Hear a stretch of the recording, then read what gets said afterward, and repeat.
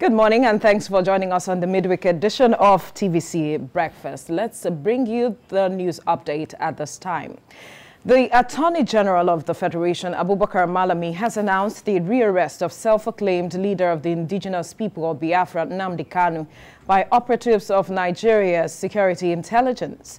The Attorney General of the Federation made this known to newsmen in a joint press briefing with the Inspector General of Police. Judiciary correspondent Celestina Iria reports.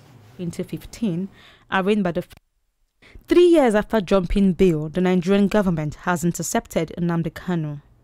Nnamdi Kanu was on 14th October 2015 arraigned by the federal government over allegations of terrorism, money laundering, and treasonable felony. On 28 March 2018, his bail was revoked by Justice Binta Nyanku of the Federal High Court.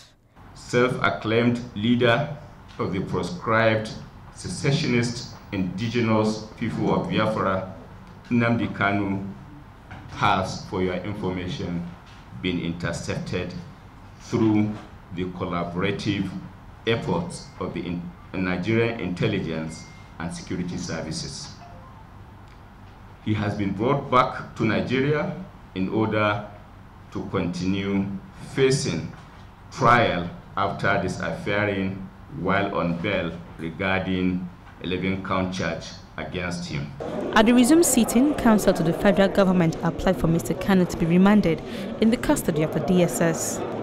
Justice Binta Nyanku granted the application pending when Mr. Kanu's counsel is notified of his arrest.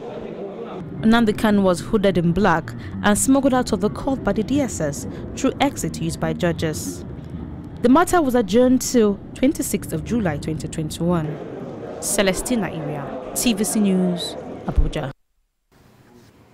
Meanwhile, IPOB lawyer and lead counsel to Nnamdi Kanu, Ifeanyi Ejiofor, says he has confirmed through a correspondence from the Federal High Court Abuja that the arrest and the extradition of his client.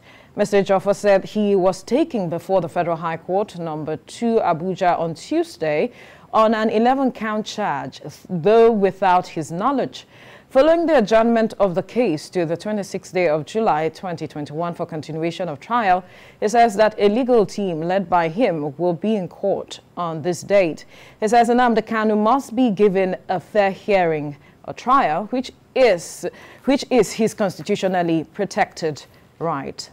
Now I have joining me in the studio 2 lawyers, Fred Nzako and Jide Ologun, to discuss this new development. Gentlemen, good morning. Thank you for joining us on TVC Breakfast. Good morning. Let me start with you, Mr. Nzako, what your reaction is to this rearrest of Nnamdi Kanu, seeing that in 2017 he jumped bail, though he was arrested in 2015, but according to him, he fled because of his life. Well, my reaction is the same with that of most Nigerians who feel that Nnamdi Kanu receiving the short end of the knife from the federal government. Recall that he was arrested in 2015 and then kept in custody for 2 good years without trial, over and against all provisions of the law, over and against all pronouncements of court that he should be either taken to court or be released on bail. But the federal government refused, neglected and denied to grant him his constitutionally guaranteed right. And then even when he was eventually taken to court, the same federal government, through the instrumentalities of coercion, sent the military to ransack his community and threaten his life. In the process, many people lost their lives. It is not hidden. And in the course of this struggle, Nnamdi Kanu has lost both parents, and even though not killed directly by the federal government, but the trauma of his ordeal may have led to the death of his parents. So? The trauma of his ordeal. He said so himself. I don't think so. He said so himself. Right. And a man was on bail, and then he was ready and was going to court. And all of a sudden, the soldiers swooped onto him. And then, of course, it is only a tree that will hear that it is about to be cut down and remain standing at that spot. So it was right for him to jump bail? Every human being, every animal, not just a human being, that feels threatened by any way in any manner would likely shift ground. So If Nigeria begin to look at the narrative of jumping bail, that would be unfair to Nnamdi Kanu. The narrative is that, yes, very unfair. Why the so? narrative is that his life was threatened, obviously threatened, and he had to run away, which is a national stimulus of every human being and of every animal. Even if you have a goat at your backyard and you approach the goat with food in one hand and with stick on the other hand, the goat will reject your food. Don't you think that while he was in custody, his life could also have been threatened if that is what government was trying to do? Why did you not ask the soldiers what they went to do in his house? Right. That should be the right question. What did the soldiers go to do in his house? In the process, people lost their lives. What did they go there to do? At that point, what did he do? Even if he had committed any offense in the eye of the law or right. in the opinion of the government, what did the soldiers go to Nnamdi Kanu's house to do? Wasn't he being investigated at the time? When he was enjoying the bail granted him by the court after 2 years of unlawful incarceration? These are the critical questions, because I like to analyze issues based on cause and effect. Right. What was the cause and what happened to be the effect? The cause is that federal government acted very unlawfully. The cause is that the soldiers went to his house unlawfully. The cause is that his life was threatened. And the effect is that he had to run away, which is the natural stimulus of every animal, not just every individual. Let's get Jide Ologun's reaction to the statement that you have made. He said government acted unlawfully, and it was the effect of that made Nnamdi Kanu jump bail. Nnamdi Kanu himself mentioned the fact that he could have been killed with the others who were killed in his residence when the military came invading. And that's maybe a valid argument, but the issue now is that he has been rearrested. He was going through trial, and if you look at the Constitution of Nigeria, Section 36 or Section 5 in particular, 1999 as amended, he's entitled to what we call presumption of innocence. There are allegations against him of instigating terrorism, you know, right. Different charges, and unless these allegations are proved beyond all reasonable doubt in the criminal justice value chain, he may not be convicted. So it's now for the government. But my concern really and my fear is that with recent developments in the country, for example, the high level of insecurity, wanton destructions in the southeastern part of the country, that he is allegedly instigating even from abroad, it may be a tough one. But you know, my concern goes beyond this rearrest of Nnamdi Kanu. What are the issues in the country? Nnamdi Kanu himself was born, I think, September 25, 1967. And that was when the Civil War started.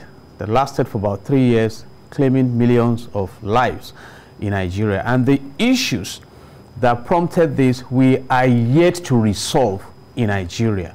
And like the Northern Coalition Group is saying, that this Nnamdi Kanu issue may not disappear with the rearrest. Can we look in the direction of referendum? And right now in the country, it's not just about Biafra. Other regions of the country are agitating. And what are these agitations focusing on? The engagement of the commonwealth of this country for the common good of this country. And unless we address this, we'll be arresting and rearresting and, you know, stampeding. That's on one side. On the other side, I think this has punctuated, or rather confirmed, the capacity we talk about of the government to act if they want to act. Right. I have mentioned it when it was time to get Nnamdi Kanu to proscribe IPOB, they acted. When it was time to get him, you know, to make him run away, they acted. Can we, you know, divert the same attention to the bandits, the unknown gunmen, and solve the crisis in this land? And finally, I want to advise this morning that the government should please look in the direction of public relations. The definition of public relations means that, you know, a planned, deliberate, and sustained effort to create and sustain mutual understanding between an organization or a country and the publics.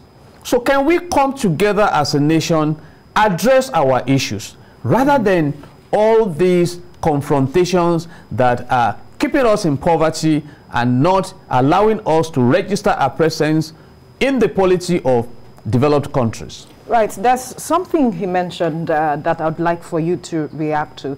He said that the agitations, though Nnamdi Kanu may have been rearrested, but that the issues and the agitations, what he's championing, may not go to rest. And the question on the minds of a lot of people is, with the agitations we have seen in the Southeast, would his rearrest actually fuel what we have been seeing in the Southeast? Well, his rearrest will not just fuel it. What will fuel more agitation is if he's not given fair trial. If the people perceive persecution instead of diligent, lawful prosecution and fair trial, then there will likely to be some backlash. My brother and friend Jide mentioned the issue of referendum. And the question is, why is Nigeria of today shying away from that much needed referendum? On 11th February 1961, there was a referendum to determine the life of the British Cameroon. And in that referendum, the northern British Cameroon decided to go to Nigeria, and the southern British Cameroon decided to go to Cameroon. A lot of issues about religion and the rest played out. On 10th August 1963, Nigeria, this Nigeria that we have today, went into a referendum to determine the life of the old Midwestern region. And it was carved out from the then Western region through a referendum. In Catalan region of Spain, there was a referendum on whether they were going to remain or not. In Kurdish region of Turkey, of Iraq, sorry, there was a referendum. In Britain of late, there was a referendum whether they are going to remain with EU or whether they are going to go out of EU. Absolutely. So what the agitation that Nnamdi Kanu is championing is a civil agitation which the federal government has given the tent of criminality. It's embarrassing that government will do the normal Nigerian approach where a man and another man has issues with their land.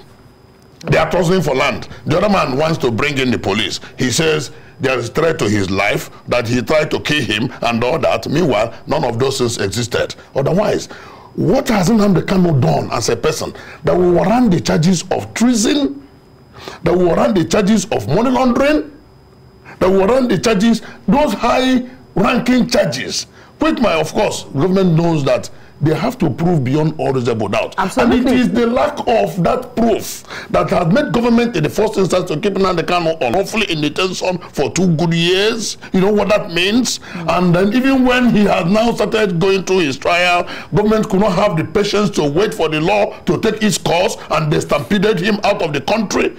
Who is now the culprit in the matter between Nnamdi Kanu and federal government?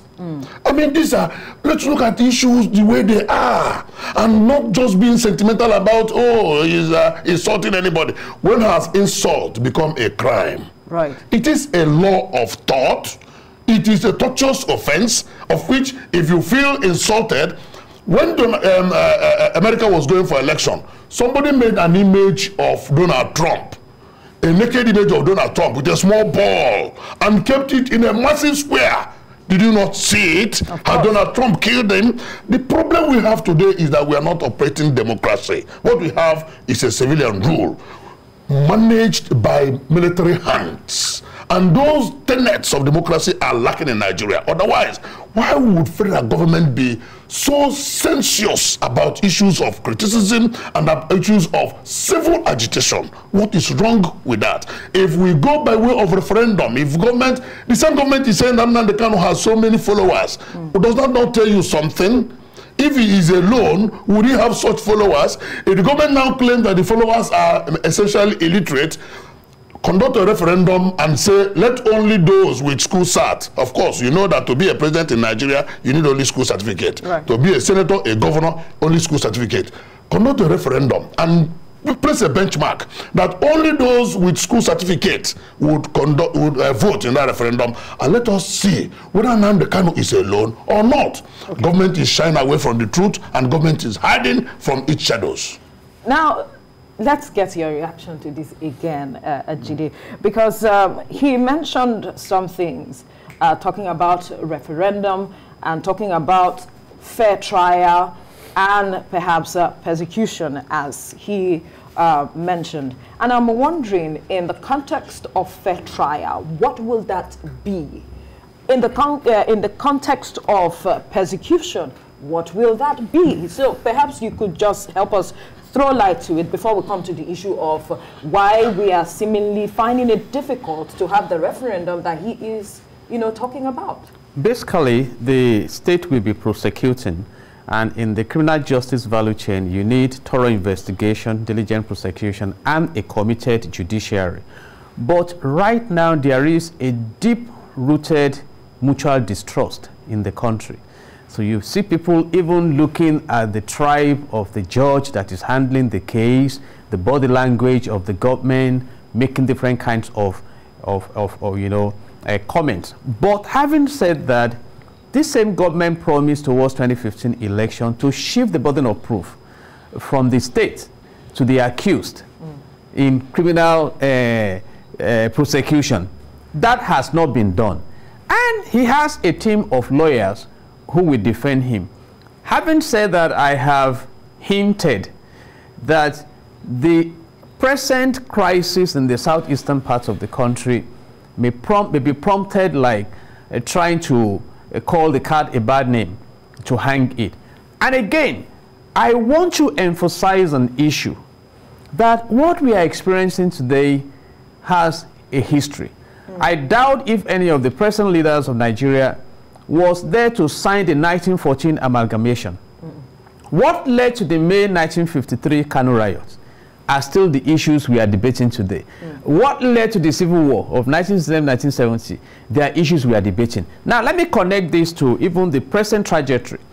Nnamdi Kanu is a British citizen. Allegedly, he moved from Britain to Singapore and to Zurich, where he was allegedly rearrested and brought back to Nigeria. Now, Britain has exited Europe through Brexit by choice. They debated it. In fact, the Prime Minister then, because his position did not fly, resigned from office. All right, allowing the people to take a decision. Having said that, Singapore left Malaysia in 1965. And today, by virtue of resourceful leadership, it's one of the best countries to live and work in the world. Is this relationship working? If we must remain united, can we have what is enshrined in Section 17 of the Nigerian Constitution 1999 as amended, that says that a platform for our coexistence will be based on justice, fairness, and freedom? If we cannot guarantee this, and if, again, we want to even focus on the primary purpose of government, as enshrined in Section 14, subsection 2 of the Nigerian Constitution 1999 as amended, that says that the security and the welfare of the people shall be the primary purpose of government. And people of Nigeria, citizens, can call for security, call for welfare, if they appear not to be enjoying it from the government that should be providing. So why don't we go back to the basics? Because the Chinese say that you cannot carve a rotten wood. It appears right now that the project Nigeria we are trying to present and project and protect may be a rotten wood. Can we have a wood that can be carved? Can we work together so that we can enjoy the blessings of this nation? Like I said earlier, how can we engage the commonwealth of Nigeria for the common good of Nigerians? And I think that is the concern we have now, not just in the southeastern part of the country. Now we have the southwestern people also. We now have the Amotekun everywhere, even in the north. I just mentioned it now. The Northern Coalition are the ones saying this issue of Nnamdi Kanu will not go away. That can we have a referendum? And basically, democracy started in Athens in Greece. It is the government of the people, by the people, and for the people. You don't forcefully lead a people. And the essence of being a nation is to enjoy the fortunes of that nation. So I want the government to go beyond this and look at the big picture rather than dealing with symptoms. And having put all this together, we constitutionally, he's entitled to very, fair trial and diligent prosecution. And I have said it, that is if the trust capital is there for the government. And my big question this morning is that, looking at the antecedents we have experienced in Nigeria of late, is the trust capital there to assure us that there will be justice at the end of the day? That's the question I'll be throwing to you. Is that trust capital there to assure the people of a fair trial? I want to be optimistic, except government doesn't want to be sensitive. I want to be optimistic that government should, I use the word government, yes, advisedly, because we know what we're talking about. That government should ensure that Nnamdi Kanu gets fair trial. A leader of a movement that is idealistic, a movement that is based on consciousness and not on physical realm, right? A movement that is based and that is etched an opinion, a phenomenon that is etched in the mind and the psyche of the people. Anybody who is that leader must be handled very carefully. Nnamdi Kanu has said it, and we all say it, that he has lost virtually everything in this movement.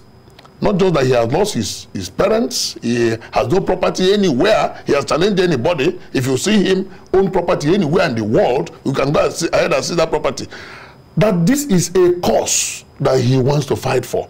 And the people that he is fighting for feel he is doing it well.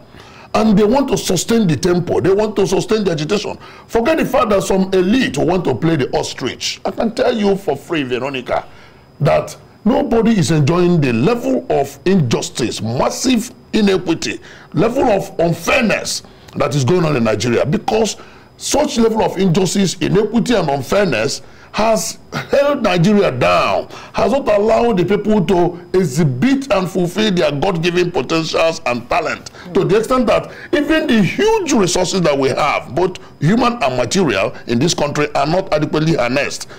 Life in Nigeria has become Herculean, and nobody's enjoying it. People are now saying, what is the way out?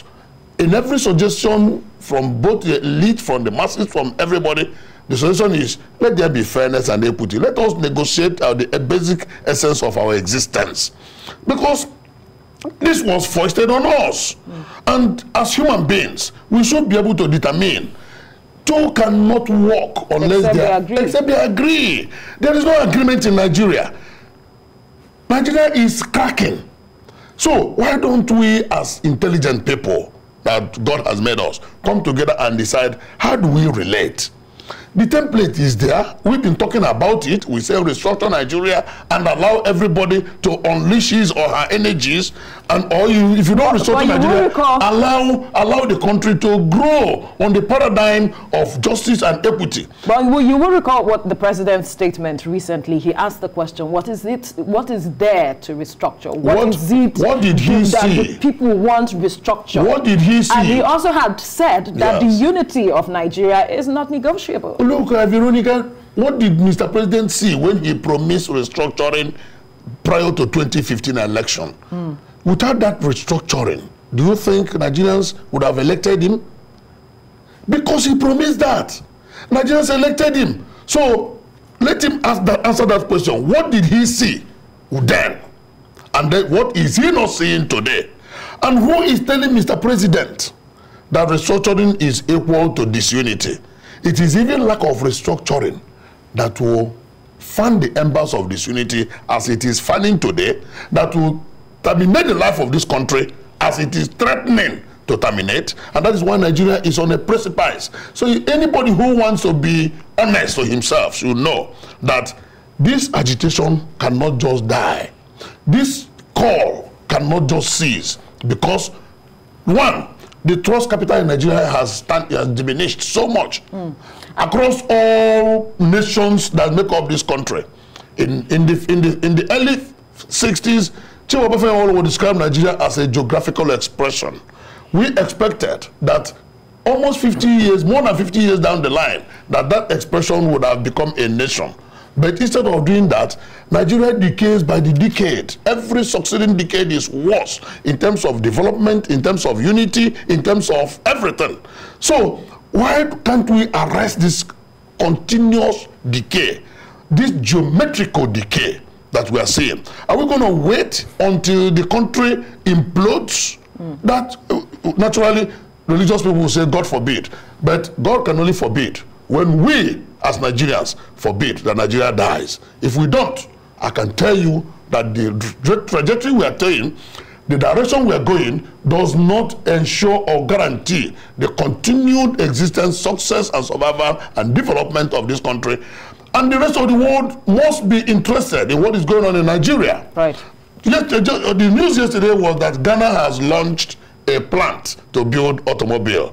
The big news in Nigeria yesterday was that Nnamdi Kanu was arrested. Can you see the difference? Right. Now, he mentioned something, Jide, that I'd like for you to react to. He said the president before 2015 had promised to restructure.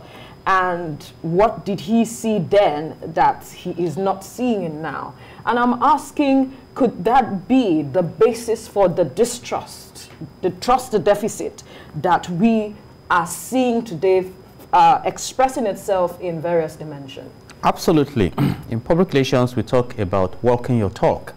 So if there were promises, you'll be evaluated on those promises. And recall that insecurity was an issue towards 2015 election, and the government were coming in promise to deal with insecurity, to fight corruption, and to work on the economy.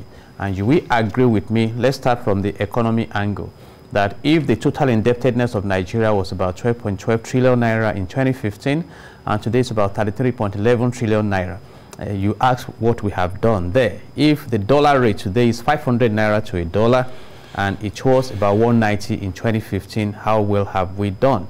If today 323 persons were killed in Kaduna in 3 months, 949 kidnapped in the same 3 months, then we ask ourselves about insecurity. If today the Boko Haram that started in the northeastern part of the country, reportedly by the president himself, that the way they were handling the matter has pushed them to all parts of the country, you still want to benchmark the security state of the country. So I think we have a chronic crisis in our hands, and we must just decide that if we must united, as declared in the word of God in Psalms 133. Psalms 133 says, behold, how beautiful it is when brethren dwell together in unity. That God says he will release his blessings. Let me say this.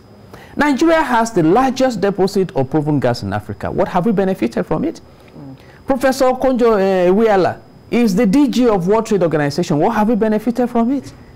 Dr. Adesina is the president of African Development Bank. What have we benefited? We have our own in the United Nations General Assembly, and all we talk about is insecurity, insecurity, insecurity. It's insecurity and industry. I just want to propose this morning, there are things you embark on to create a healthy nation. You build a civil society, not a militant society like we are doing. We are radicalizing the people of Nigeria against one another. You ignite and activate the economy to create wealth. You empower the private sector to support. Give us electricity. We have all the energy mix in Nigeria. Now, NNPC is telling us that they are drifting towards zero remittance to the Federation account. Is that a good news?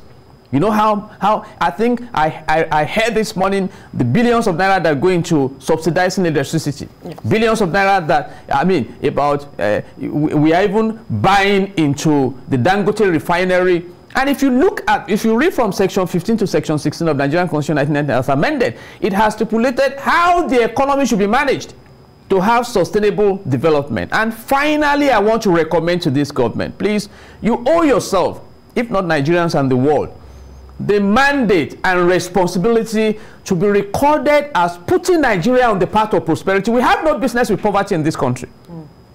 And that is the truth. The gold deposit in Zamfara can earn that state about $2 billion annually. What are we talking about? Right. Every part of this country is blessed. But how do we harness all this? That is the big question now. And I think that's the responsibility of the government. Absolutely. And if we cannot do it at the central level, Can we restructure? What is restructuring? Go back to what we had in the early 60s. You have regional government, Southwest doing well, North doing well, and there was healthy competition to create wealth. And in the absence of wealth, we can only continue to travel in the direction of poverty. And someone said, no matter how fast or how far you have traveled in the wrong direction, you will end up in the wrong destination. Absolutely. Absolutely. Your final word. Well, the government has a stake. The whole world is watching. Nigerians are watching how they'll handle the issue of Nnamdi Kanu. And then beyond that, the world is watching how this government will handle other insecurity issues. Now, like my brother said, the government has proven that they have the capacity to arrest the insecurity situation in Nigeria. They have proven that. So all eyes are on them. Whatever they make with, do with the opportunities that they have today, history will record.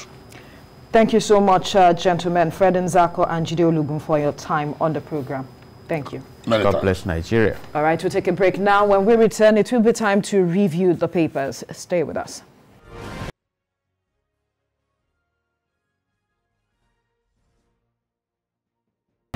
All right, thank you for staying with us. It is time now to know what's on the front pages of Nigerian newspapers. And joining me is in-house analyst Obani Akinwale and lawyer Tunji Abdulhamid. Gentlemen, good morning. Thank you for joining us on TVC Breakfast. Good morning.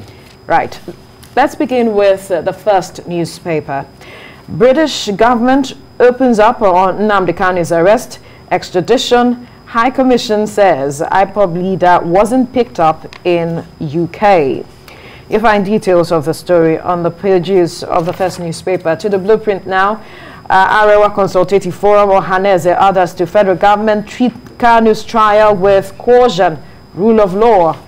The groups are reacting to Nnamdi Kanu's arrest. They are asking the government treats Kanu's trial with caution and the rule of law. You find details of the story on the pages of the blueprint. To the Daily Trust now, how federal government used Interpol to extradite Kanu. Why I jumped bail. He'll face fresh charges. Government.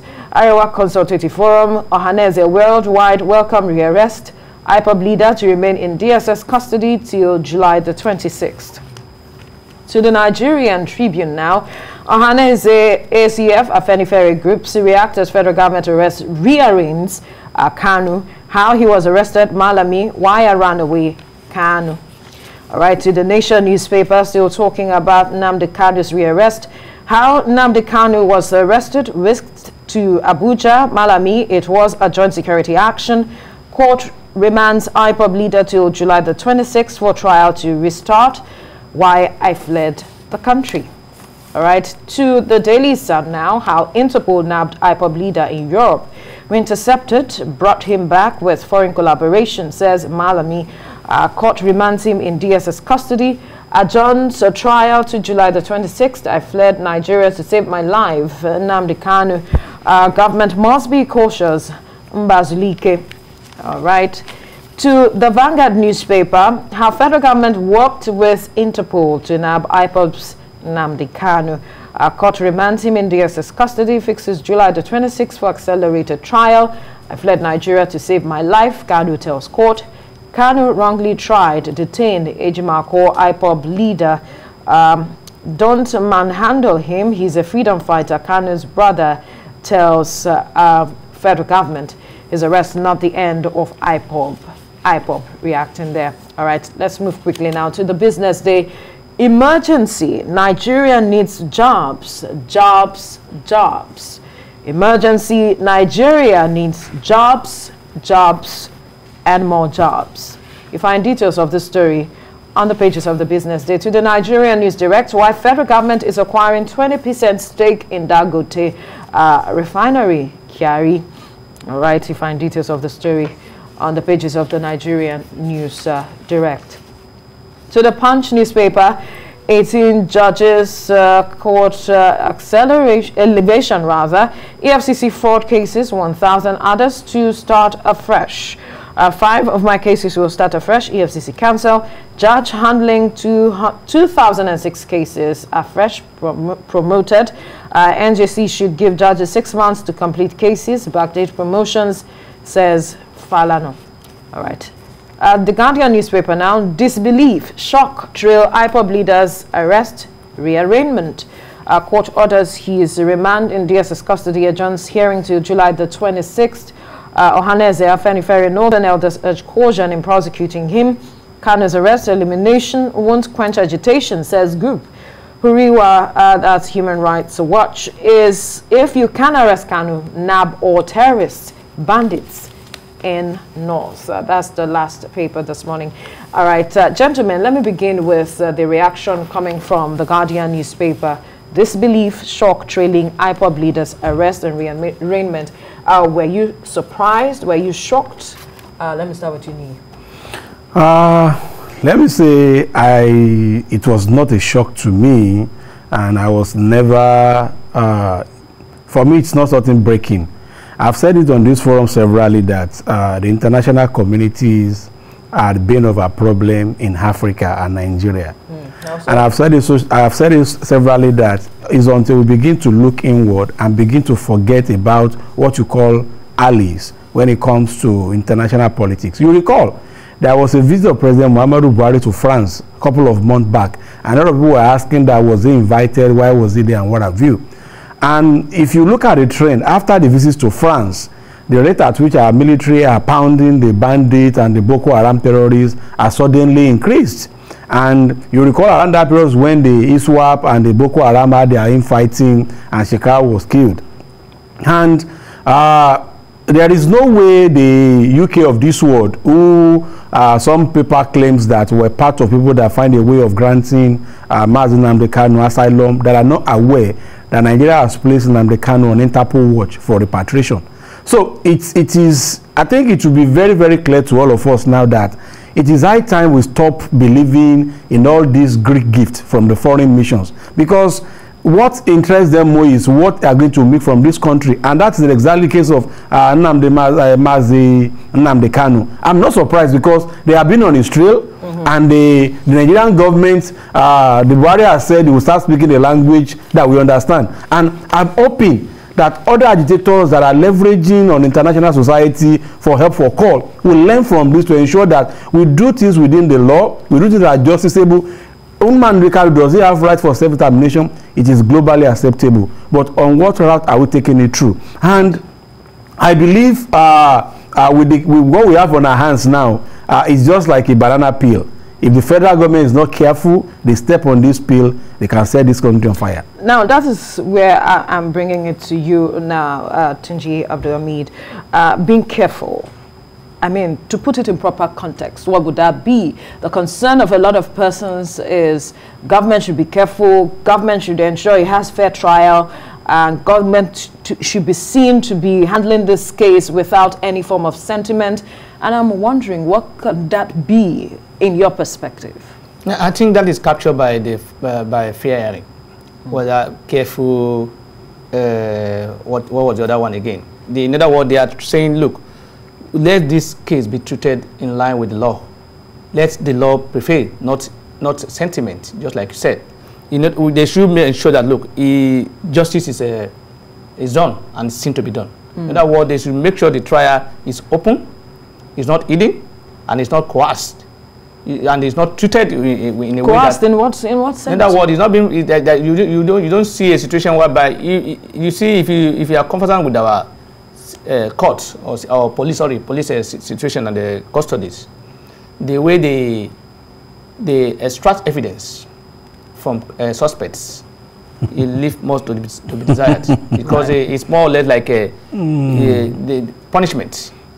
You have been treated in a very bad, in fact, to the extent that some people will be shot for them to be able to confess. Say, so I expect them to treat him fairly, to follow the rule of law, and ensure the justice is not only done, but it's seen by the people to be done. Again, I am surprised. I am. Really? Why? I am surprised for the first time. Why? I'm surprised. I'm surprised because I did not see it coming. Unlike it's not in line with what we were used to, whereby before they even take step, you've seen it on the paper. It's not seen any paper. Nobody even knew that they are planning. And he had been in the country since Sunday, and nobody knew. Yeah, this is the way to operate. That is the way to operate, and you get results. It's not about, first of all, going to the media, start making media trials, start making pronouncement or whatever, and then you want to achieve anything. You don't achieve anything. So it's an evidence for me that, look, the government, if desired, if committed, if interested, can achieve results if they want to achieve it.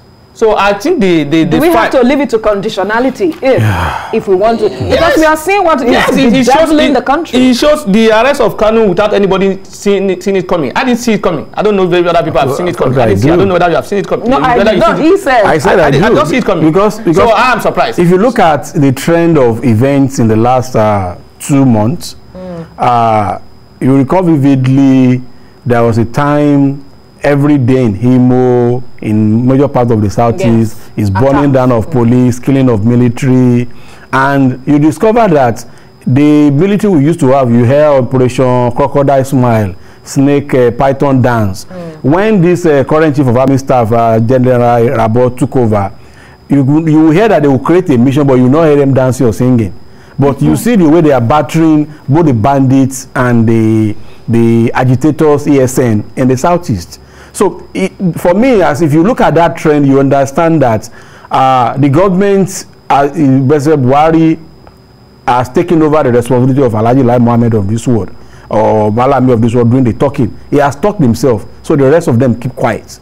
And when they keep quiet, that's what we are seeing. So if you have seen the trend of the southeastern elders lately, about how the federal government is pounding the ESN, how the military are parading the southeast, how the southeast caucus, the governors come out to say, we want to talk to ESN. You will know intelligence shows clearly that they are getting close.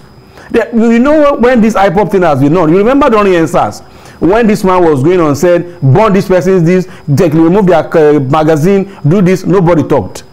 Now, when they start pounding them, removing people from ceiling, burning their camps, the first time our Zindigbo came out and said the government should not kill their youth and the government should listen to their youth. Then the governors and the stakeholders in the southeast came and said this is what they want to do. So, and you will see this, even the south, immediately they notice that the Avengers are coming out. They first had to the president and said, this is our agitation, this is what we are requesting from you. So it's obvious that all the stakeholders, they have intels that what his government is about to do. So his arrest now is not going to fuel the agitations we are seeing in the south. The arrest of Mazi Nnamdi Kanu will go two ways. The first way is that's why I said it's a banana peel. Is if we are not careful, we do the kind of the former Muhammad Yusuf of old Boko Haram. They treated him and put him in jail and they killed him, and thousands of Yusuf came out to start disturbing the peace in the northeastern part.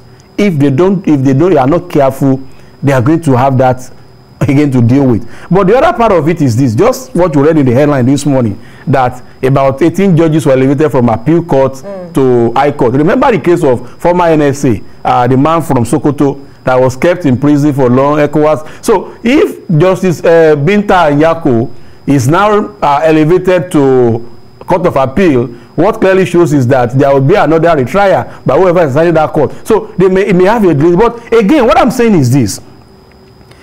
When President Biden met the Russian president, he was asking about the political activity in Russia, why he was being cancelled. He said he knew that we are looking for him, and he came, and we arrested him. So the international community as they were, I'm just appealing to us as Nigerians. Our problem is never external. Our problem can only be resolved internally. See, I was talking to a senior colleague this morning, Rocco Ebelik, and I was saying there is no part of this country that is how do they put it, maltreated, except possibly maybe the south because of their oil, the fishing, and what have you. See, the First Republic was amalgamation between the north and the east. We all know this. During Obasanjo tenure, the southern part of this country has politically ruled this country during this political division for 13 years. The first headquarters of this nation was in the southwest. The first president in this country was from the southeast. Whatever elections PDP has won wholeheartedly in this country today was an agreement between the southeast and the north. So if we begin to now say somebody is marginalized, you were the one giving your vote. Now, what I assume this will lead us to is that power is not served a la carte. Power is not given. You have to agree. the Southeast people are crying that they are being marginalized by the Fulanis, by the Hausas, or whatever. Now, and you want to become the president. And the presidential system can only be happen by voting system. So how do you ask a Boroma that is selling onion in Anambra that you have crippled his business to come and vote for you? So we need to come to table that what is Nnamdi Kanu asking for? Is asking for fairness. And who are the people that are not fair to us? We, the followers. We are the problem. Yes, it's not the leaders, because the leaders are coming out from we, the followers. Leaders are not coming from heaven. It's part of the system. So we find out whereby you find a situation whereby do you agree with him that we are our own problem? We are part of the problem. We are the problem. No, the problem is everybody. The leaders, because leaders, where are the leaders coming from? Among the followers, we are all the same. They are just leaders by privilege. Yeah. We are. So the attitude of average Nigerians is the attitude of our leaders. So you see a situation whereby most of us feel unconcerned, particularly the elites, about the system. Right. This is what we'll get. So quickly, just hold the thought, because we need to quickly go on a break. When we return, we'll continue this conversation. Just stay with us. Thank you for staying with us. Before we went on the break, you were trying to make a point. I was trying to say that, look, yes, if you want to, we can't blame the leadership of the country alone for the problem. The leadership are there. They have a problem. They have the major problems. But lead followership are also a problem. In fact, they are not even the matter. Because in a situation whereby you see followers giving excuses to the leaders who are supposed to be answering questions from them, it's not part. So the attitude of average Nigeria is the attitude of every leader where we have. In a situation whereby you have most people not interested in governance, not interested. The youths, majority are not interested in governance. They don't want to know what is happening. The elites, they see it as a game for people who don't have who are not serious, or people who they classify as, in quotes, thug or something like that. If you leave your running of government to thugs and you expect good results, how can it happen? So you see, we need to see participation in governance as our job, our business, not for politicians, for everybody. So and until we train to rule the country in line with rules and the rule of law, in other words, fairness, equity, and justice, because as it is today, sincerely speaking, there are a lot of injustices in the country. There are a lot of unfair distribution of our resources. So that is a problem to us. Until we do that, until we are ready to confront that issue and look for and ask for a solution to it, we may not go. And I believe if we, the followers and the leaders, are interested in making this happen, it can happen. It can happen. The only thing is that people who are in government are only interested in how to secure the next election, and that is the problem. So they are not interested in how to ensure that and deliver on the dividends of democracy. Exactly. So, and we also will be looking for excuses for that. And the followers, those who can understand the benefit of putting proper person in politics, in government, they will not be there. Those who vote majorly are people who don't even understand who is the candidate. They don't even know the name of the candidate. What they want to see is that we are following social person. And where it's going is where we're going. So that is a problem. Sorry, I want to say this, and I say it with every sense of responsibility. The problem in this country is the followership. That's not to do with the leader. Even the issue of trust deficit is let me give you an example. Allegedly, Nnamdi Kanu from one of the brokers said, "Go and burn this place down." Is he talking to robots? Now you have burned down thousands of BRT buses. Is Nnamdi Kanu's source of livelihood going to be affected by that? You have burned down TVC, for example, and let's say they have put about 400 staff out of job. Are they Nnamdi Kanu's family? Did you see Nnamdi Kanu burning down TVC? Did you see the police officers that were shot down, that were asked to be killed? Is it Nnamdi Kanu that carried on to kill them? The facilities that are burned down in Imo State, did you see Nnamdi Kanu putting fire on those facilities? The soldiers that are killed on the street, did you see Nnamdi Kanu doing that? No! It's the followers that carry it out. So that's why I'm saying that the followers are not robots. They are not programmed. They are not just press MS-DOS, spam, enter, and you got it. So God gave us brain to think, to analyze, to think logically. What is the consequence of my action? And so if a leader comes to me and said, Neyi, slap Veronica. I should go ahead and slap because my leader has spoken. So that's what I'm saying, that until we, and that's the problem as a country that we are facing. Right. Whatever he said from the United Nations, United Kingdom and what have you, those, we always believe that this is the standard. Say for example, I will give you an example. United Nations is saying people have right to self-agitation. When there was UK referendum, the Scotland voted that they want to remain with the EU. The Northern Ireland voted they want to remain in EU. Even Greater London voted that they want to still remain with the EU. But United Kingdom in their wisdom says the Brexit vote is leaving. So why didn't you allow separatists like Scottish National Party or the Liberal Democrat to stay alone? That is one. When Russia annexed Crimea, was there no United Nations law that forbids them doing that? What is happening in Tigray, in Eritrea, in Ethiopia? Is United Nations not involved? So when they come here to paint things for us and look as if Africa, we are demons, we can't rule ourselves. The first TV was in Africa before we have TV in France. The current president of France was an intern in Nigeria to learn governance. So it is high time we begin to look inward, and if we look inward, we have the right set of followers. And what I'm saying followers is this: in Israel, they determined that we don't want Netanyahu again. They all started, it is followership, the same party, and they pull him out and bring another person to rule the country. In America, they did the same thing. It's about followership. It's not about the leaders. We have brain. We should think logically and do things. Nnamdi Kanu has never, as a person, carry gun and shoot anybody. The facilities that have been burned down in the southeast are property of Southeasterners. The senators in the southeast, not in the circle, has been there for how many years? What has been the contribution of those senators to that region? What has been the contribution of those governors to that region? Where are the allocations of those people? Why can't they have good health? Why can't they have good water? Why can't they go to good schools? Why are they not talking when there's no insecurity? Why is the Bubeyagu not functioning after setting up for months? Is it about followership? Who is asking this question? But tomorrow they will say, Bubeyagu don't have uniform, they don't have gun. Why is it that now some southwestern states were able to curtail this insecurity? Is it the same Buhari that is allowing what is happening in Woro Ibadan for people to be killed and be shot? It's about followership. When this man came and he said he's bringing XYZ to lead the motor park, you know it at then. The followership said, yes, Omi-Tutu, this is what we are doing. It's about followership. Leadership plays a role. But the leaders are, because the leaders emerge from we are not all intelligent. There are people, and in this country today, in view of the fact that there is poverty, there's people who succumb to anything, uneducated illiterates, people who are privileged use our advantage to push things to them, and they follow it. Like you said, they are not robots.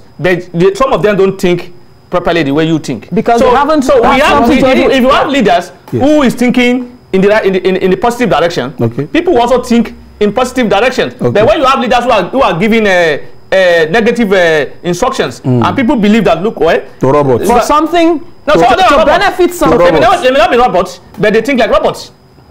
I've engaged my colleagues who are well educated, and if you see them talk about Mercy Nnamdi Kanu, you will think they are talking about God. They are well educated, and they are not into poverty category. They are okay in their own rights. But when you talk about, sometimes some people just talk about as if when you see injustice, when you see inequality, people tend to play to that. What is the definition of this inequality? No, what is the definition of this injustice? There's a lot of injustice and inequality. In this current setup, what is particularly in this current regime? Yes, people have been clamoring, have been complaining the way and manner positions have been given. Things have been done by the president. So I ask you this question: this current government, this current political dispensation has been ruled by the southern part for 13 years. Obasanjo did 8 years. Jonathan did 4 years. That's almost 14. Now, what are you telling me? Is it that the North is not just doing? I'm coming. Are you saying, okay, so because you're in power, you should? No, I'm not saying that.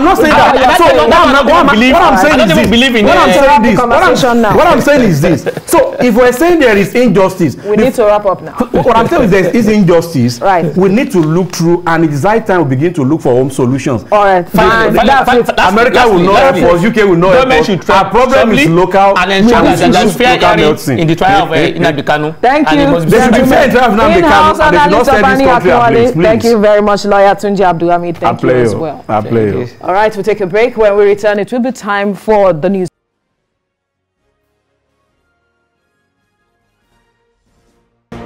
Hello, welcome to the Midweek Business News Report. It's now time to bring you the feature on the show today as we look at tax policy in the country. Now, legal provisions will be utilized to collect taxes on profits made locally by global technology and digital firms not based in Nigeria but with significant economic presence in the country.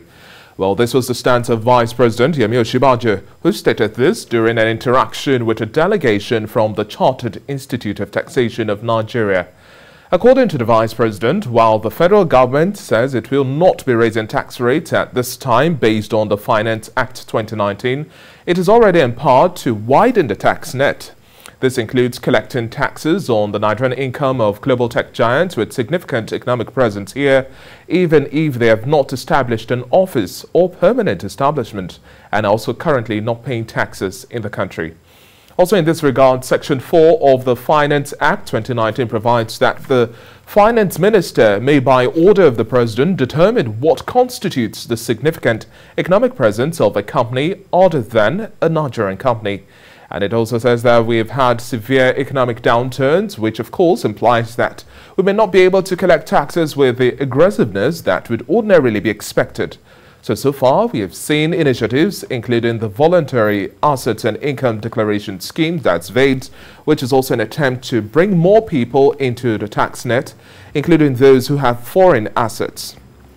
Governments really around the world are also grappling with how to modernize their legal frameworks to account for global reach of the digital economy, reshaping how policymakers think about issues as varied as monopoly power, taxation and workers' rights. International talks are also looking towards that as well. Currently ongoing in Paris, we have the global standard rules for governments to receive taxes from such digital and technology firms with significant economic presence in foreign countries. Well, joining me now live in our Lagos studio to discuss this and much more, I have tax expert Wole Ogundare, the managing partner and chief executive officer at Kathina Advisory. Good to have you on the breakfast show this morning. Thank you very much, David. Now, let's start off with the point of view, and I want to know if you share in this sentiment, whether or not tax policies or laws are dynamic. Now, taxes ordinarily follow the money, so this reaction from the federal government is nothing necessarily new, but why do we have this backlash? Primarily, let me start off with the laws around this issue. So there are tax laws around this issue, which actually helps the government to say, look, if you have a foreign company in your country, you can collect taxes. There are various ways in which the taxes can be collected. There's one they call the deemed profit, and then there's another that says that, look, that foreign company must submit their full audited accounts and, you know, calculate tax and all of that. There are laws around all these things. The challenge that a lot of us have with how it is being implemented, it's in the overall macro policy. So here's the one hand, government is saying that, look, I'm trying to attract investments into the country, you know, from foreign companies. We're looking for, you know, you guys need to bring in presence and, you know. On the other hand, you're not quite clear on how you're going to administer the profit. If I look at the statement made by the Vice President, it's not specific. So from a policy standpoint, if I'm a foreign company coming into the country, what I want to hear is that if you have operations ongoing in Nigeria, this is how I will be taxed. That particular statement hasn't come out. Also going to CBN, this is taxation, I don't know what CBN has to do with this, but also going to CBN and saying the CBN governor can deem what is, you know, significant presence is also a bit shady. So it all puts it down into, again, macro policy issues where as a country we're not very clear on what we're trying to do. So it's not enough to cite the Finance Act 2019, is that what you're saying? No, it's not enough. It's not, because you see, the more any government is trying to say, look, I'm trying to ensure people comply with taxation, the more, a lot more smart people are going to move towards tax avoidance. Or do you understand the sentiment of government in terms of revenue generation at this point in time? The strategy has to be revisited. It has to increase the tax net. And really, like it's also been said, you cannot move with the aggressiveness that ordinary would have been on the average Nigerian. So it's now time to look for other areas. Now we have the likes of Twitter, Facebook, Google, and much more. Yeah. So you heard me. So like I said, there are laws around this. So the government is actually right to say, I'm going to collect taxes from foreign companies. The challenge is the how and clarity around it. How do you think this also affects investors' confidence? Now we have emerging sectors of the economy due to technological advancement. If you talk about cryptocurrency, for example, decades ago, nobody would actually even pay you any audience. So we have sectors of the economy that would continue to emerge, new sectors that will come up with different advancements so far, just like we're saying in ICT as well. How do you think this dampens the sentiment of creating Nigeria as an investment hub? Because we see competition within the West African region, for example, Ghana and the likes of other Francophone countries are having the bigger fishes site their offices there, make much more money there, contribute to the growth of the economy. And Nigeria seems to be lagging behind. Correct. It all boils down to a macro policy. You see, I've said this before a few shows ago. Every country sets up certain macro policies to say, this economy, this is how it's going to run. And it must be clear, and it must be stated, and it must be communicated. What those other countries are doing very clearly is stating exactly what their macro policies are. These are the kinds of businesses we're looking to attract. These are the terms and conditions for them operating in the country. Very, very clear. And then, again, if you look at the overall climate in Nigeria, the insecurity, you know, and all of that, my challenge is that a lot of the people ruling the country are not prepared. You see, I've always said governance needs preparation. We're not prepared. A lot of the people we have in all sorts of roles running the affairs of Nigeria today are not prepared for those roles. So simple things like saying, you know, Mr. President, this is how we see it. He has advisors. You know, to run Nigeria, these are the sort of macro policies that you work, because we're trying to do 1, 2, 3, 4, 5, 6 things. So whenever any government comes and says, look, I have a 7-point agenda, around your 7-point or 12-point or 100-point agenda must sit macroeconomic policies to drive those agendas. The challenge is that there is no macro policy that is exact and is being communicated. That is the challenge. That's why there's so many issues, even the issue of farmers, herdsmen, all of this insecurity. There is no policy around it to say, this is how we're going to attract issues around grazing and execute all of those things. So as long as we don't have those policies in place and we keep on shifting goalposts, you know, just to suit the situation, we'll never make a headway.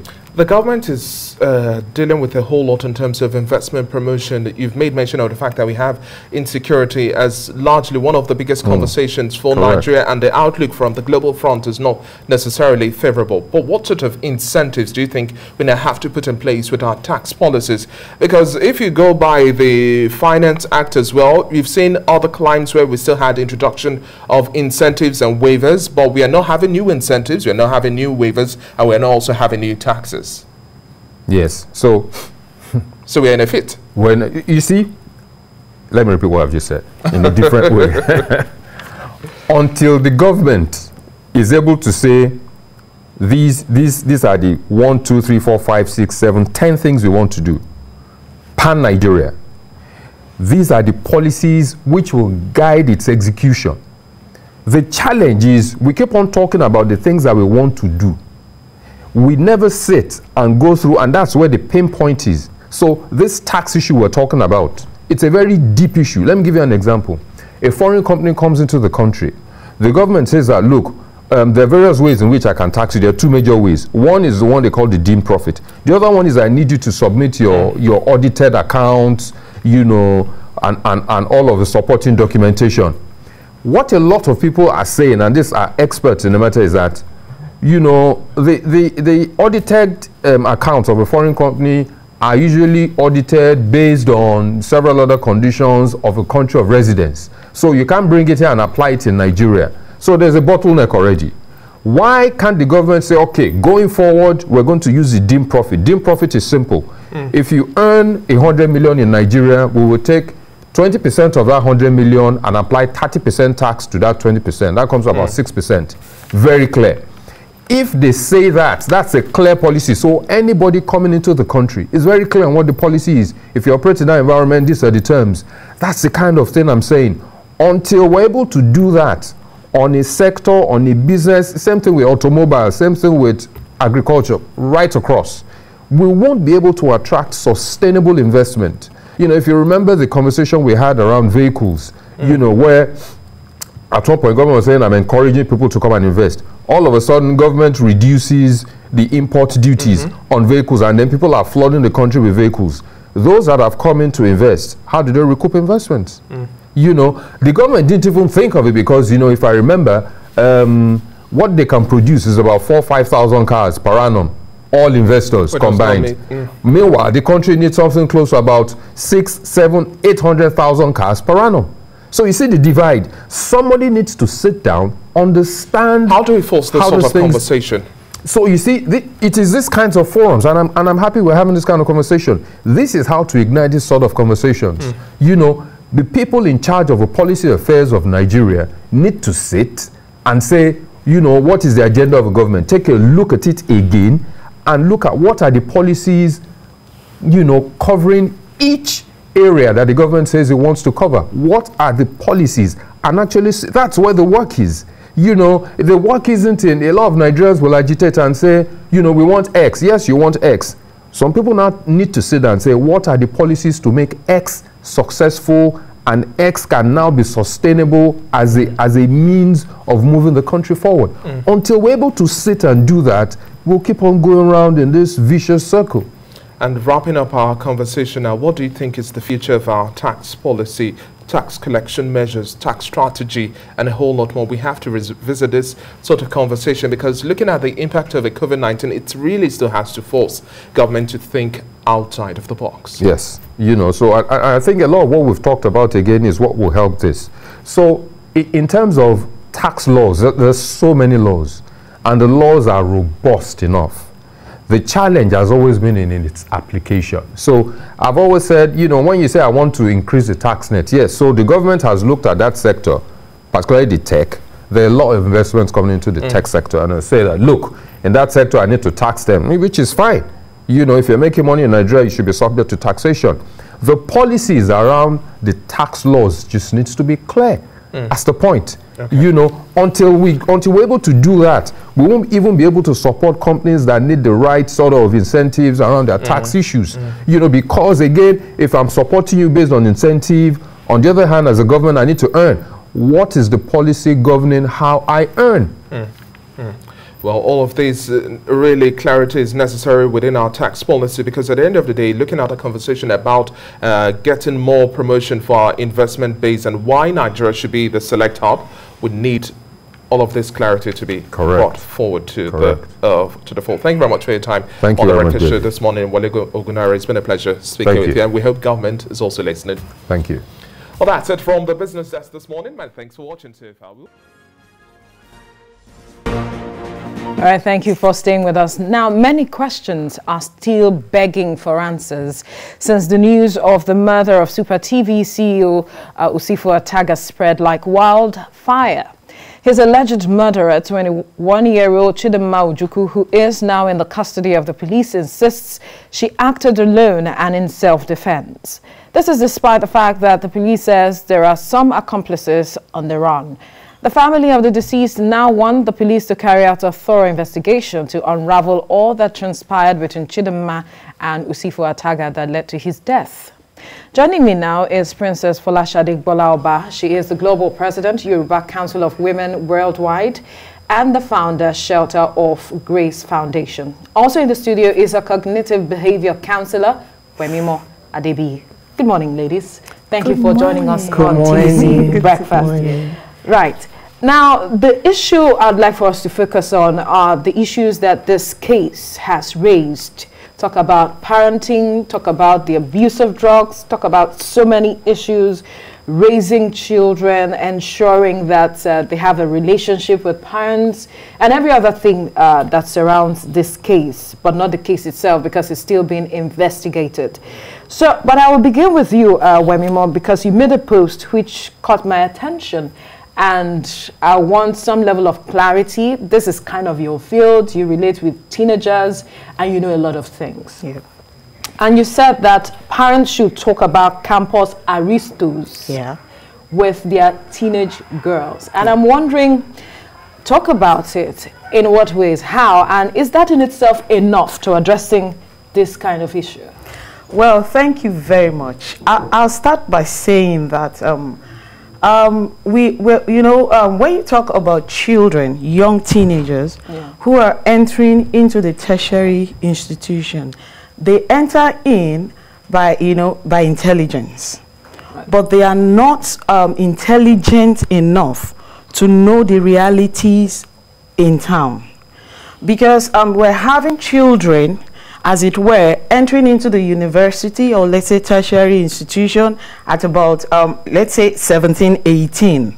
And between the ages of 5 to that bracket, I'm sure they must have been secluded away from the realities. So when they get into that environment, it's like freedom. And they want to explore everything and anything, time to, make friends, time to try hands on things that have been held back from. So when a parent knows that I'm going to set a goal for my child to get into the university or tertiary environment early, then the onus lies on the parent to teach the child early, as in present to them. You're not just in this environment to learn. There are other vices, and you're going to meet some other children like you who will tell you Aristo is a way of life, is an extracurricular activities that makes you feel like one of us. So it's a form of fortifying your child against the vices in town, because you are not going to be there. By the time the child is 16, 17, your involvement will become reduced, and it is whatever you put into that child within those ages that would now show up. But we discovered that a lot of children, especially girls, are not prepared. They are not prepared for it, so they dance to it and then go for it. They feel it is a norm. Yeah, it's a norm. Because it seems the society has embraced it. Exactly. As a norm. And they don't present it to them like it's something. They just call it as we're catching fun. Right. Yeah, it's fun, it's life, and that's how they roll into it. Let's start from experience again, because as a mother of 6 boys, it came to me as a shock, and one girl. I wonder how it was bringing them up despite this pressure, societal pressure, how you were able to manage it. Was it just speaking to them about these vices? Is that enough? I think parenting to me is one of the most important, in fact, the greatest ministry. And if you raise your children to let them know that you have this unconditional love and the support from when they're little, the bond, it's something that will keep them over the years. I talk about the 3 stages. Right. When they're young, they're totally dependent on you. At some point, they're on their own, you're also on your own. And then later in life, you are going to be somehow totally dependent on them to some extent as well. So you must raise them, prepare them for the journey ahead. Let them know that life is life.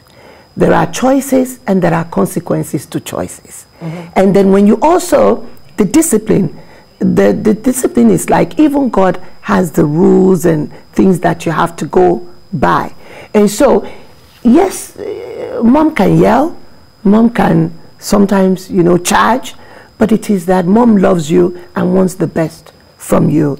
And if you, from that early stage, let them understand that everything you do, it's really because of them. It's all about them.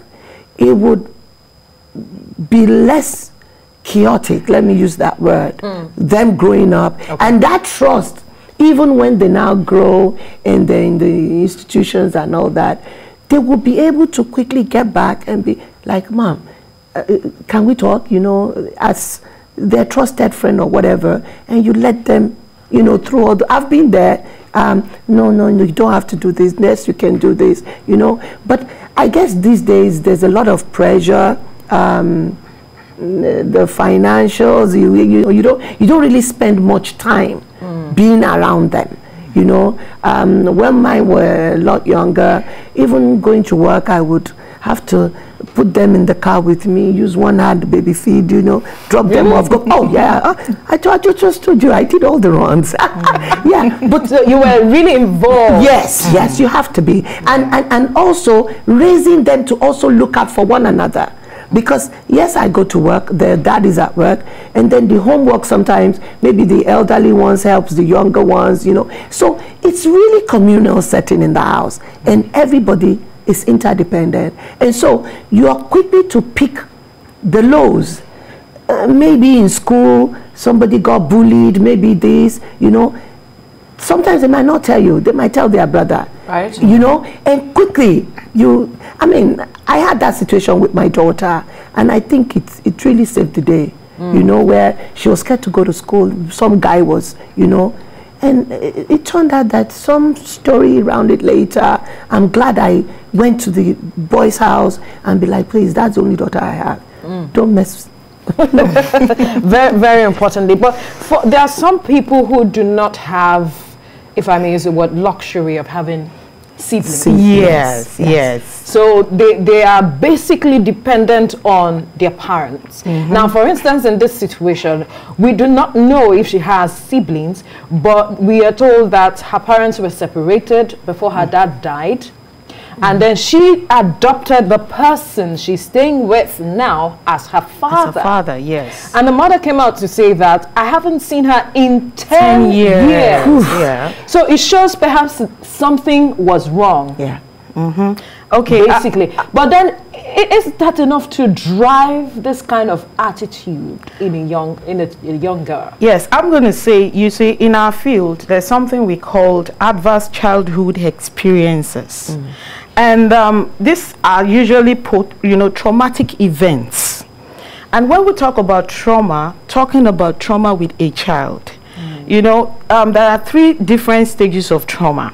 Right. The initial, which just happens without the knowledge of the child, and then the perpetual, and then which now, you know, moves into the major trauma that affects the individual psychologically.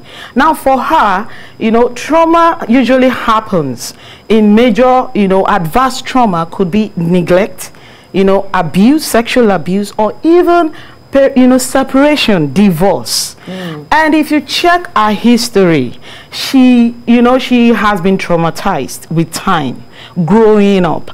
And usually the adverse effect of this trauma is what we're seeing in her behavior. It's not about the fact that she went into smoking, she was drinking, she went into wildlife, or maybe she had all manners of stories behind it. The root cause of this is actually an adverse trauma, traumatic experiences she's had with time. And then when you look at her psychologically from afar, you would see that she's a withdrawn individual. She's actually quiet within herself. So she's locked up a lot in her life, you know, in her mind, and she has decided to take hold of her life without getting the right help. Now, every individual would have to go through one traumatic experience or another. But if you do not expose yourself to being helped, then there's every likelihood the impact will be more psychological. How about those who do not know they need help? Yeah, you know, there are all manners at what point do you have to realize that I actually need help? You know, when we talk about trauma, it presents itself in different form. It could be physical. Right. Okay, and it could be psychological. But the truth is, people do not pay attention to the psychological aspect, but it plays out behaviorally. You know, because that's when depression sets in. That's when self-worth, the person would not have a hold of worth on him or herself and think I need to depend on something. I need to depend on a way of life. I need to come up with something to show I am worth someone, just to cover up the cloudy experience that she or he may have had in life. So that's what we're saying, that there are all manners of behavioral ways to identify this. You see people, drugs. It's a way to cover up. Really? Yeah, when they go into Aristo, it's a way to cover up. And when they eventually get into having to take another person's life, it didn't start with that person. It started from a childhood experience. There's a lot. A lot. A lot to swallow. And with all of this that she has mentioned, how can we begin to perhaps rethink parenting with all of the pressures that we have seen, with all of the trauma? Some parents may not even know that their children are even being traumatized by certain things going on in the home. So how can parents begin to ensure they build trust with their children and not fear? Because growing up for some of us, it was more of fear. And then in the process, we were able to develop trust because we began to see life as it is. So that kind of guided us to an extent. Well, the topic actually just really grieves my heart. But no excuses, honestly. I grew up, my father also, very, very tough, okay? So the fear you're talking about, it's like after God. My father was the next God. You must always fall in line. Yes, always. But over the years, I thank God for my father, because that fear, the discipline and all that he helped instill in me is still what I got to today. That, yes, I was a girl, little girl growing up, he wanted a boy. He raised me as a boy, prepared me for the hard road ahead. And so, yes, initially was meant to be negative, but it turned around to be positive for me, because whatever it is today, my father was harder than that. Yes. And it's like, you will survive. My good name, whatever it is, you must hold up, you must hold forward. And so that's what I'm talking about, consequences. The choices.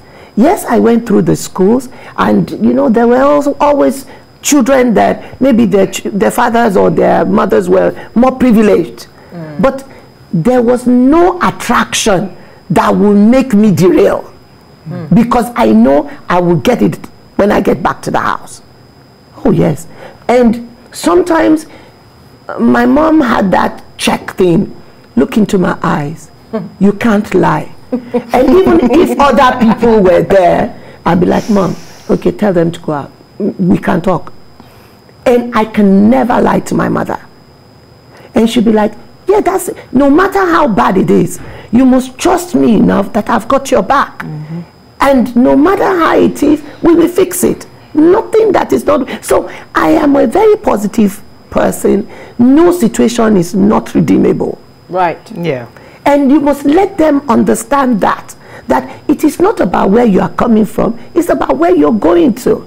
And as long as you believe in that, you being a better you every day, trust me, I'm here to help you. I have no other job as a parent. This is my primary job. So help me help you. So most children these days, don't have that trust. The breakdown. I was talking about us missing it, the value system. Yes. We drop the balls along the line. I don't know how. Maybe the exposure to so much civilization and internet and all that, whatever. But those things are meant to be our greatest assets to rule our world. It should not be the other way around. Yes. And that brings me to the other issue of helping teenagers manage peer pressure. Yeah. Because we see it everywhere. They see their colleagues also, you know, using different gadgets that it seems, okay, I'm not privileged to use. Okay, show me the way now. So hot soap for me and all of those things that we keep hearing. We see young people engage in the use or abuse of drugs. And you see persons or their colleagues, their friends, filming them to see reaction. And I wonder how that brings joy to you, seeing your fellow person manifesting in different kind of way because of an abuse of drug. In fact, recently, a guy fell off a story building because he abused drugs and he died. So let's look at how we can help our children manage this pressure. Okay, I like to say that a lot of parents have failed their children.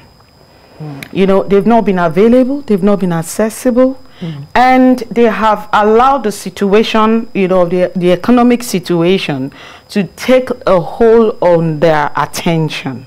Now, when we talk about peer pressure, there is a certain age that a child, you know, falls under the intense of peer pressure, and that's the teenage age, which starts between the ages of 9. A lot of people think it's from 13. No, really? It's no longer about the number. It starts from 9. Because one of the things I tell parents is from 9, you know, your puberty has set in. There's a consciousness of self and consciousness of the environment. So don't wait till your child is 13. At 13, you are just going to be doing fire brigade. So from 9, start getting deliberately involved with the true identity of that child. This is who you are. You are not them. All right? Then you have to affirm the child too, because a child who is not affirmed, who is not loved, will think others who have it are having the love somewhere else. So let me follow and navigate through to get the love they are getting. Now, when it comes to peer pressure and children, it's both ways, male and female. Right. But because of the gender, that one is more intense than the other. So I say that, but today, drug is a general pressure. You know, the fantasy of living like every other child is a general pressure. So one of the things you do for your child is bring it on the table. These are the things that are happening. So parents, you need to be informed. Don't be out of the sphere of what is happening in the age bracket of your child, whether as a child, you know, preteen, or, you know, young adult. Get to know what is happening. In fact, get to know the slangs, learn some of their ways, and present it friendly, you know, in a friendly manner. And then also, when it comes to peer pressure, you know, I mentioned identity. It's a loss of identity for a child who, you know, a child with a zero identity will think, like I said, I can get it elsewhere, gadget and everything. Then don't hide the truth from them. Let them know that, okay, if you give in to these are the likely results. If it's drug, these are the likely results. If it is sex, these are the likely results. And parents need to come to terms with the reality that there are some things that are happening in your body's, in your child's body, the hormones, which would make them want to go for it. They want to go for it. So it is not time having that conversation. I wonder why. Because they are not knowledgeable about it. It is not time for you to fight that child. It is the time for you to get knowledge and then train.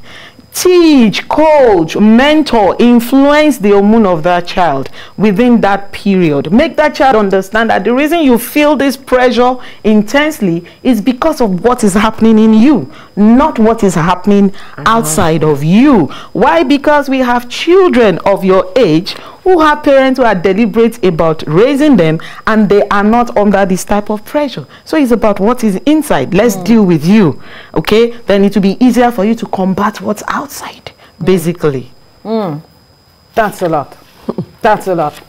So now with the recent developments that we are seeing, where does this leave the family setting? Because a family is supposed to be that aspect of society that determines a lot. it helps you build your child to become whole.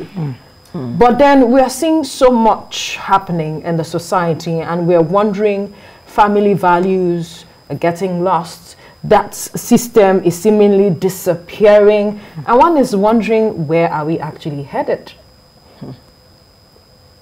Scary thoughts. Yeah. But I think the awakening is part of why we're here. Right. And so the knowledge every day is what a lot of us need to get back out there. Sensitizing, teaching them, letting them know. I mean, my father back in the days would actually put us in the car and drive us around to the bad spots and the good spots and tell you, take your choices. If you do good, if you do this, this is where you end up. If you do this, this is where you end up. And obviously, we love the pretty environment of VI, Koi, and all the, you know, and the songs. So it's about still consequences. But also for some of us that don't have that norm, which is the father, the mother at home and all that, is still saying, okay, it doesn't matter. You can adopt. We used to write love letters to our seniors in school. Please be my school mother, be my school father. I don't think that is still in existence. Honestly, but you know what? It did the work. It did the magic back in the days, because then the seniors used to punish you if you had a good school mother. She fights for you. Yeah, she fights for you, defend you. And really, it extends to real life. So in the neighborhood where you are, if you don't have a mother in the house or a father, you can choose a role model who is like a mentor, you know, who you see that maybe there's some things you admire. Take the good, delete the bad. But all in all, adapt something to making sure that, you know what, no matter where I'm coming from, I want to be the best citizen of this great country. All right, do you have, quickly, any final words? Very quickly, because we're run out of time. I say that parents need to wake up, okay? And then put the challenge on you first. Right. Because what you don't have, you cannot give. Absolutely, and that's a fine place to live it. Thank you so much, Princess Folashade Gbolaoba, Global President, Yoruba Council of Women Worldwide, and founder, Shelter of Grace Foundation, as well as Cognitive Behavior Counselor, Wemimo Adebi. Thank you so much for coming. Well, let's tell you now that the views and reactions of all our guests are theirs and have no connection with TVC News. That's all on TVC Breakfast this morning. Join us again for another edition tomorrow at 7 a.m. To stay safe,